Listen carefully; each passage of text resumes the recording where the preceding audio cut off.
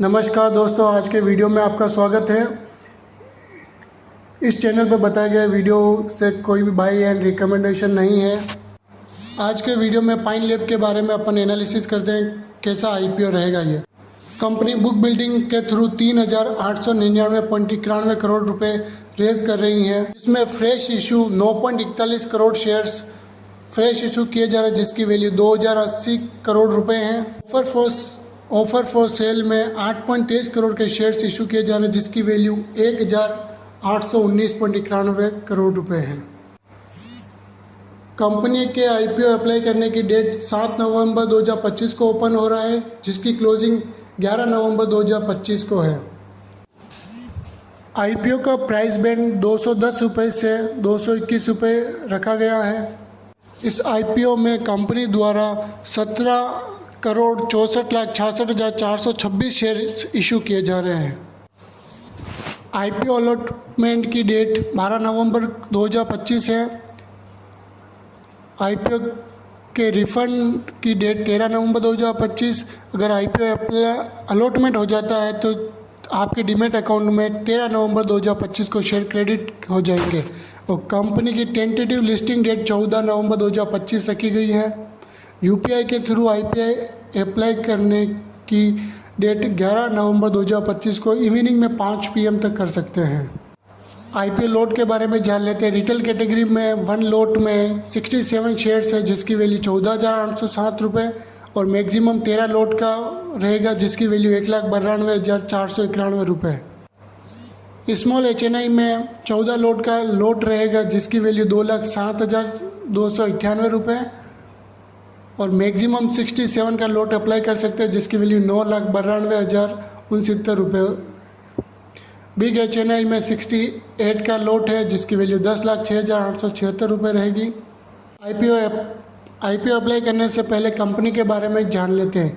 Pine Lab का limited company 1998 में incorporate करी गई। ये इंडिया की leading Indian merchant commerce platform provide कराती है। POS point of sale solution, payment processing, merchant financing, ये all size of business, retail, large enterprises को सर्विस प्रोवाइड कराती है। कंपनी QR कोड के थ्रू कंज्यूमर से सेलर को फंड ट्रांसफ़र कराने में हेल्प कराती है, जिसमें कंपनी time to time gift voucher customer को प्रोवाइड कराती है, और अपने डीलरशिप को टाइप के साथ में short term working capital provide कराती है। कंपनी का स्कोप अच्छा है। गवर्नमेंट कैश टू डिजिटलाइज में जाना चाह रही है। कंपनी की स्ट्रेंथ अच्छी है। लार्ज डीलरशिप के पार्टनरशिप साथ में पार्टनरशिप करी हुई है। कंज्यूमर ब्रांड बना रखा है अपना, और लोन प्रोवाइड कराती है अपने डिस्ट्रीब्यूटर को।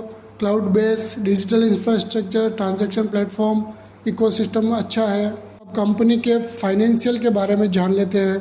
कंपनी की असेट्स ईयर ग्रो हो रही है, जो मार्च 2023 में 9,363 करोड़ की थी, जो 24 में बढ़ के मार्च में 9,648 करोड़, मार्च 2025 में 10,715 करोड़ की हुई है। तो असेट्स में कंटिन्यूसली ग्रो हुआ है कंपनी में।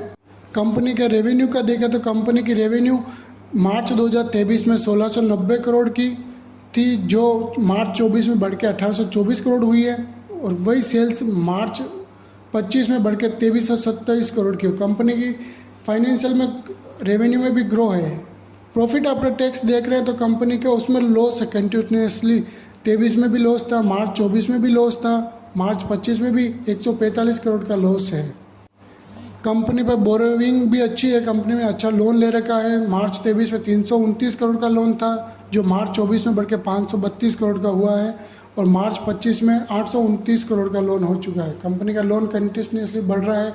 और कंपनी का इशू करने का ऑब्जेक्ट देख लेते हैं, तो कंपनी फंड रेज करके क्या करना चाह रही है। कंपनी का आईपीओ इशू करने का ऑब्जेक्ट, जो लोन ले रखा है कंपनी में, उसको रीपेमेंट करना चाह रही है, और कुछ अपनी सब्सिडी कंपनी में इन्वेस्टमेंट करना चाह रही। Capital expenditure, IT assets, expenditure toward cloud infrastructure, technology development, और आईपीओ का जनरल कॉर्पोरेट पर्पस के लिए यूज़ किया जाएगा। अब कंपनी की लिस्टिंग करंटली जीएमपी देख लेते हैं, जो कैसी क्या चल रही कंपनी। जीएमपी जैसा आप देख रहे हैं तो शुरुआत में अच्छी थी, 15% का जीएमपी दिख रहा था, जो डाउन कंटिन्यूसली डाउन हो रहा है, वह अभी रह गया है आज की डेट में ये 2.5% का गेन दिखा रहा है। एज ए लिस्टिंग पर्पज से, फंडामेंटली लिस्टिंग पर्पज से आईपीओ की कंपनी ये पाइन लैब इतनी अच्छी नहीं दिख रही है।